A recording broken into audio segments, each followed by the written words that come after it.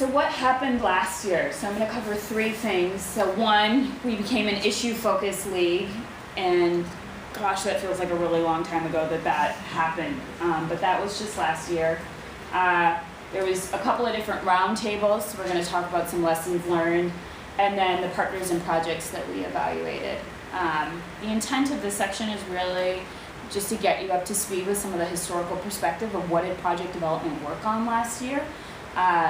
So, yeah, ask questions if we go on.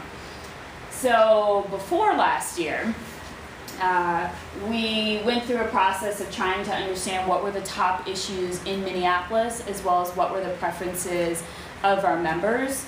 And through that, we saw consistency that education was one of the top things that peaked on both avenues. So, go to the next slide here.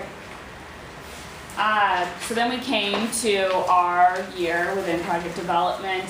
So June 2011, our committee was tasked with trying to better understand, okay, what does education mean, specifically within Minneapolis, and how do we narrow that down? Because boy, that's a really, really big topic.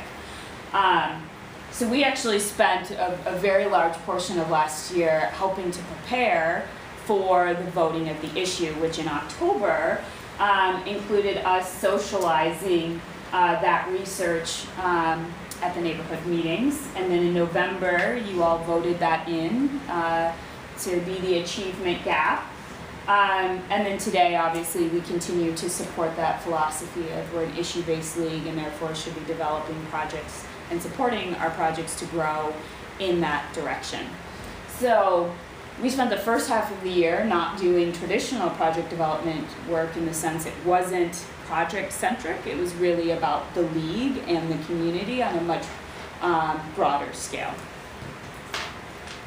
A couple of other things that happened. So in September of last year, we hosted a roundtable with Dennis Donovan, who is a professor at Augsburg as well as the University of Minnesota. Did anybody attend that in this room? Mm-hmm. So Dennis was a great partner, and boy did he give it to us straight. And so we had some really tough messages, but some messages that were embedded with a lot of love and support as well. And the biggest thing we took away is do with, not for. The league, a lot of us are very type A individuals, not all of us, but many of us are very type A, and we want to go and let's make it happen, and this is what we can do, and here's my task list, and I'm going to change the world, right? Which is great. That energy is great because that really does help change the world.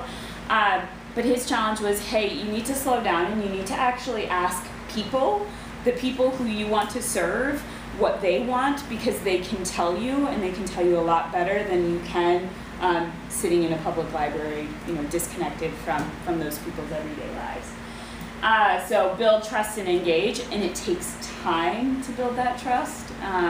These are relationships, and relationships have to grow organically. And listen, learn, and respect the community. Now let you speak about the next part. Well, kind of the same message was brought forth when the advocacy hosted a community roundtable with 4 panelists. One was from the school that we provide backpacks for kids. One was with,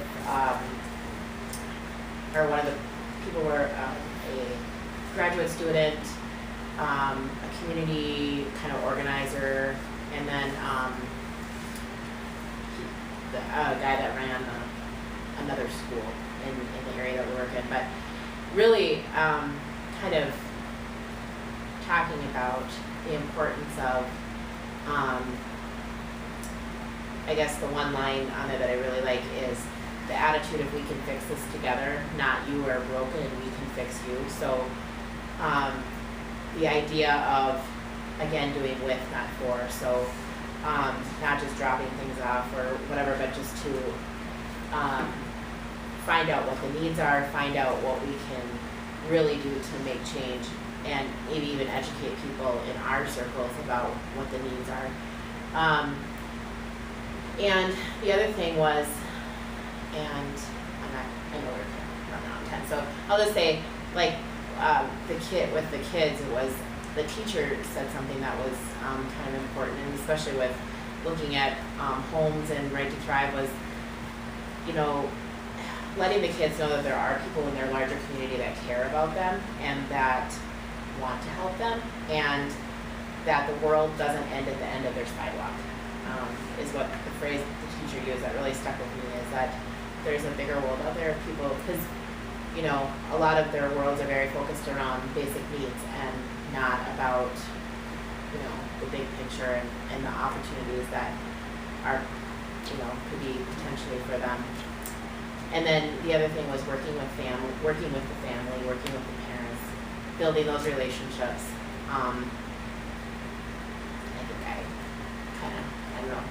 Yeah, building a long-term relationship, not a transactional one, mentoring the entire family, helping with providing safe gathering spaces. And I think those are the biggest takeaways. And I can talk more about that later, but I know we're running on time, so.